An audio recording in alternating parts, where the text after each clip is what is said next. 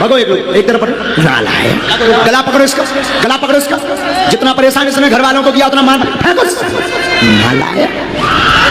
और मारो इसे, एक तरफ हटो तुम लोग, और मारो इसे। भाई अब मैं आपको बताता हूं बाबा का जो प्रेत दरबार है इसमें बाबा क्या करते हैं। ये आप देख रहे हैं, कुछ ऐसा प्रेत दरबार है। बागेश्वर धाम के बाबा धीरेन्द्र शास्त्री का यह दावा है कि भूत प्रेत की बाधा से भी वो मुक्ति दिलाते हैं। पीड़ित व्यक्ति बागेश्वर धाम में अर्जी लगाते हैं और नारियल को काले कपड़े में लपेट कर वहां ले जाना है।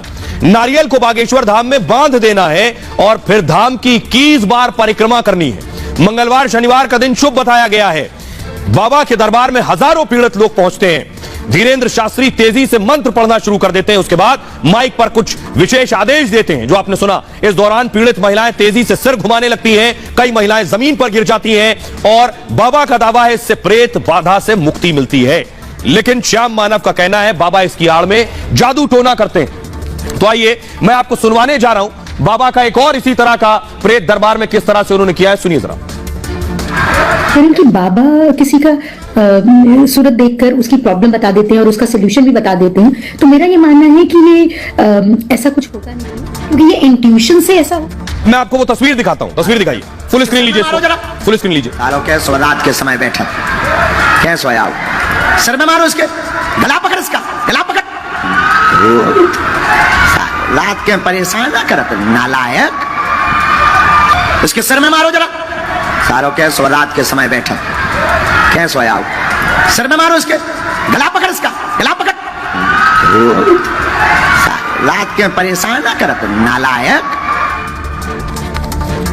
अब आप सोच रहे होंगे ये चमत्कार है, अंधविश्वास है, क्या सच है? लेकिन विज्ञान क्या कहता है? हम इसे विज्ञान की कसौटी पर कसते हैं। विज्ञान क्या कहता है इस पर? एक्सपर्ट मानते हैं ये जो दिव्य शक्ति की बात बाबा एक कह रहे हैं, दिव्य शक्ति कुछ सोचते हैं तो चेहरे पर उसका भाव आ जाता है।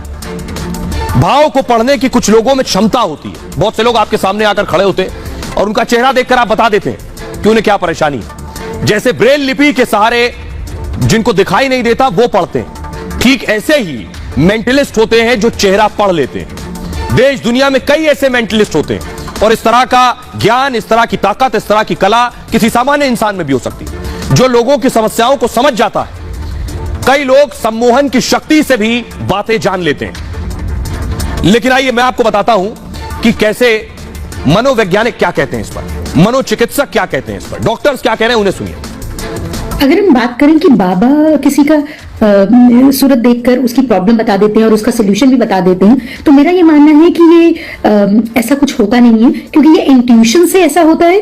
दूसरा, लाइफ के 3 या 4 एरियाज में मोस्टली प्रॉब्लम होता है। या आपको करियर को लेकर प्रॉब्लम्स होता है, या आपको फाइनेंसेस को लेकर प्रॉब्लम होता है, या आपको लाइफ पार्टनर को लेकर प्रॉब्लम होता है, या आपको बच्चे को लेकर प्रॉब्लम होता है, या अपने परिवार को लेकर प्रॉब्लम होता है। तो मेजरली 4 चीज, या जैसे समाज में रिश्तों को लेकर प्रॉब्लम होता है। आपके 4 एरियाज में मेजर प्रॉब्लम होता है। भूत मेरा मानना है कि हमारी कल्पना का एक हिस्सा है और हमारी कलेक्टिव अनकॉन्शियसनेस। अगर हम एक बात की गहराई में जाएं तो बचपन से ही हमें भूत प्रेत के बारे में बातचीत होती है। किसी भी कल्चर में इसको एक तरह का प्रोत्साहन दिया जाता है कि भूत प्रेत की बच्चे बात करते हैं, उनको डराने के लिए इसका इस्तेमाल होता है।